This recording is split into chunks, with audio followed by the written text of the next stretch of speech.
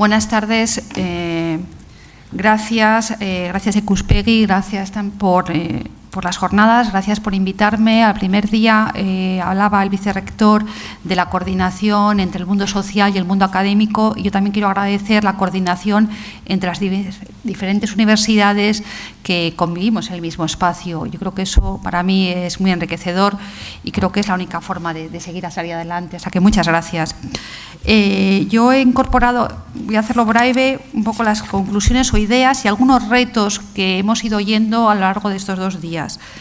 En primer lugar, creo que ha sido un acierto el tema, ¿no? Porque es un tema importante. Os recuerdo el título: Hijos e hijas de inmigrantes, el reto de la integración. Y es importante por varias circunstancias. Primero, porque es una realidad. Jesús decía ayer desde el Gobierno vasco, es que está aquí, es que no hay que hacer algo, o sea, no podemos hacer el avestruz. Y Arkaich nos daba unos datos, ¿no? Nos decía que con la revisión del censo del 2011 incluso nos cambia un poco la fotografía que hacemos de personas que tengan un origen extranjero, bien porque han nacido o bien porque uno de sus padres o madres haya nacido en el extranjero. Y pasaba del 6, creo que recordar, al 9,3%. O sea, es una cifra, están ahí. Y eso nos obliga, en segundo lugar, a cambiar nuestra mirada como universidad, cambiar nuestra mirada como sociedad y como tercer sector y sector organizativo, como políticos. Porque, además de la demografía, tenemos que pensar en lo que se decía, que era como más técnico, gestión del stock, ¿no? O políticas o intervenciones. ¿Cómo hacemos? En un contexto que esta mañana recordaba Silvia Carrasco, de globalización y de transnacionalidad. O sea, que no solamente es mirarnos a nosotros mismos, sino mirarnos con amplitud. Y en tercer lugar, el aspecto que me parece interesante de esta mirada es que la juventud y el estudio de las relaciones intergeneracionales siempre son claves para comprender procesos de futuro y de cambio social. Entonces, no solo es una mirada hacia ahora, sino también hacia futuro, y eso creo que es muy importante. En el título y en el debate se ha hablado de integración. Se ha hablado hoy de integración en la ponencia de Silvia Carrasco como una combinación de 3 elementos: de derechos, de integración laboral y de participación en la sociedad. Ayer Rosa Aparicio abría las jornadas diciéndonos que todo el mundo se integra, que en realidad integrarnos nos integramos todos. La cuestión es que hay que analizar es dónde y cuándo y cómo. Esos son otros factores, ¿no? Y para explicarnos el título de su ponencia, que era hacia arriba o hacia abajo, ella nos recordaba la teoría de la asimilación segmentada que desarrolla aportes y que la que irumbó y que se ha basado para el estudio que ellos han hecho en Madrid y en Barcelona. Recogía 3 grandes variables, ¿no? Las variables que influyen en la integración, las variables hacia arriba o hacia abajo, de contexto, de recepción, o sea, la sociedad acogida, las políticas, el capital humano, que ella mencionaba más desde el punto de vista de la educación para su investigación, pero que veíamos que había otros aspectos de capital humano que también entraban en juego. Y en tercer lugar, la calidad de la estructura familiar. Hoy y ayer también hablamos de una cuarta variable importante, ¿no? Que es el sistema escolar, entre otras cosas, como una variable, y cómo es el sistema también.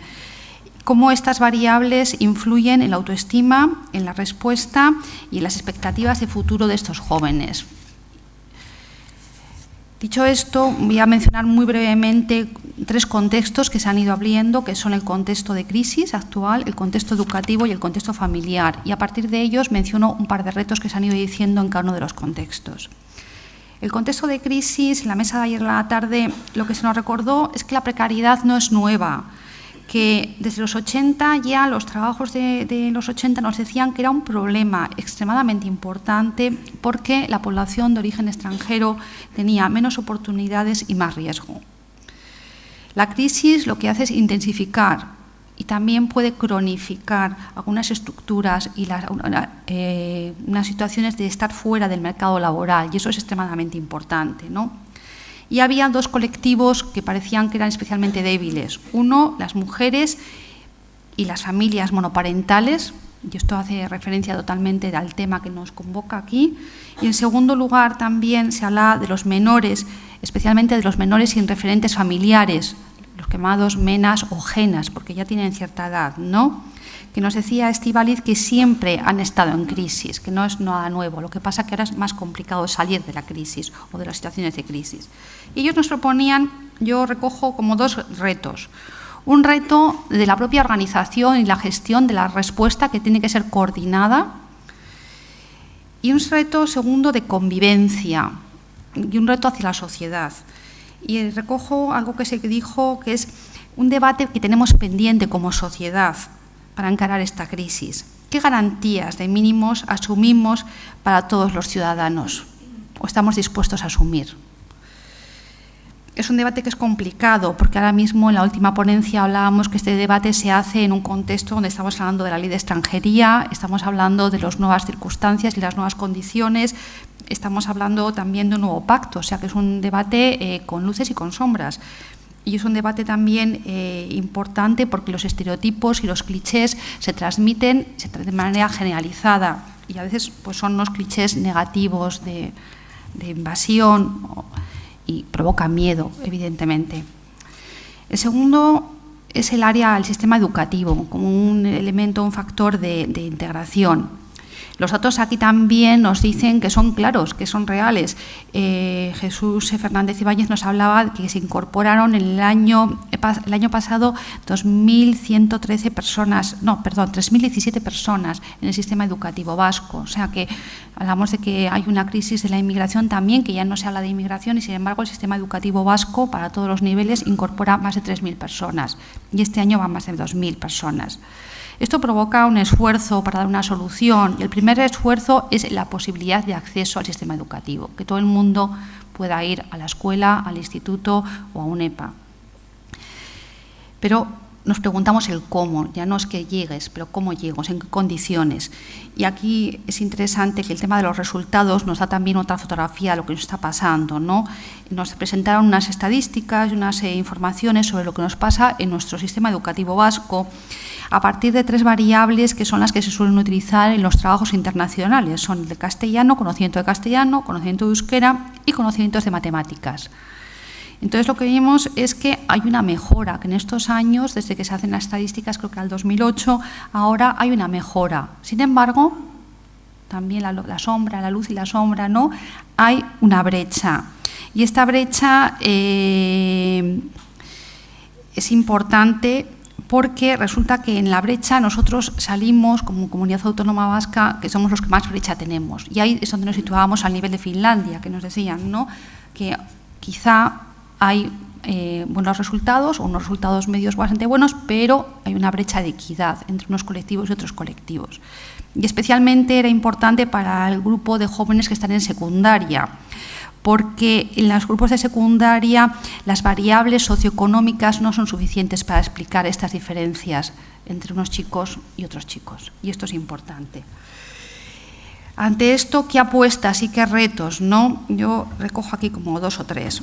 Por un lado, un nuevo planteamiento educativo que pueda superar las barreras que decían también esta mañana de aprendizajes y barreras de sociabilidad en el sistema educativo, ¿no? Y nos hablaban de un modelo educativo abierto y a la vez también nos hacían una invitación, yo creo, ¿no? Una invitación porque decían que la escuela o el sistema educativo no es suficiente, que el sistema educativo tiene que incorporarse también las entidades sociales, las familias, los padres, los educadores sociales, los trabajadores sociales. O sea que hay más que la escuela sola no puede responder. Y en segundo lugar, también se llamaba la atención desde el público y desde la mesa de que la educación intercultural o ese modelo de educación de que estamos hablando no es una educación para inmigrantes, que es una educación para toda la sociedad. Entonces, que realmente no es que haya que hacer un proyecto o un programa específico para los chicos o chicas inmigrantes, sino que el proyecto es un proyecto de sociedad y entonces todos podemos y debemos, yo creo que interesarnos por la educación intercultural. Y, en último lugar, se hablaba del contexto familiar, otra mesa que también se ha ido hablando de manera transversal, ¿no? Hemos oído y hemos hablado de vivencias personales, de experiencias profesionales y experiencias investigadoras. Y hemos repetido, creo, en las jornadas que la inmigración es una apuesta de futuro y muchas veces el futuro es un futuro hacia los hijos, aunque los padres a veces no se preguntan los hijos, pero los padres piensan en buscar un futuro mejor para la familia, para los hijos. Entonces, este es el motor. Entonces, los hijos se convierten en arte y en parte, pero un poco desde la pasividad, porque se hace para ellos, ¿no? Pero este proceso se hace en un contexto estresor, no solo de la crisis económica, sino también de la reconstrucción de la red social y el acceso a la educación, pero a la educación se habla también de las actividades extraescolares. ¿Cómo hacemos para que estos chicos y estas chicas accedan a las actividades extraescolares? No solamente a la escuela, a la clase, a salir con los amigos, al estar.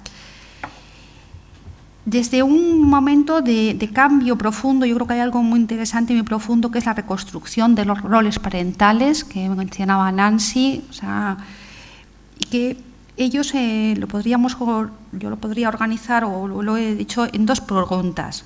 Primero, ¿cómo gestionamos estos nuevos roles? Nos decían, ¿qué mantenemos? ¿Qué cambiamos? ¿No? ¿Qué cogemos? ¿Y qué mantenemos? Porque esa es una pregunta que se hacen las familias y se hacen los chicos también. Y el segundo reto también es cómo alcanzamos el respeto de nuestros conciudadanos, porque nos comentaba la chica que ha hablado como hija, ¿qué esperan? ¿Qué espera la sociedad de nosotros? Yo creo que esa pregunta resume un poco todo este sentimiento, ¿no? ¿Qué esperan los demás de nosotros? Entonces, ya para terminar, yo creo que si me permitís un resumen del resumen, yo creo que las jornadas a mí me han provocado varios retos, ¿no? Y el reto quizá más grande es la mirada que tenemos todos nosotros, la mirada desde la academia, que requeremos nuevas metodologías, nuevas preguntas, nuevos contrastes, nuevos tipos de trabajo.